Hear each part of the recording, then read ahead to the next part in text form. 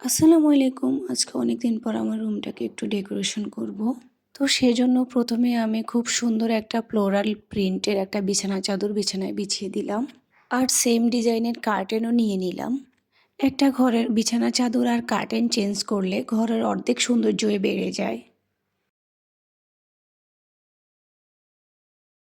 এবার কার্টেনগুলো লাগিয়ে নিলাম।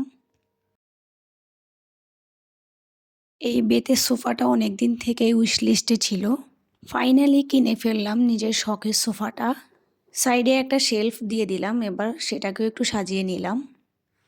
আর এই তো মোটামুটি আমার ডেকোরেশন কমপ্লিট।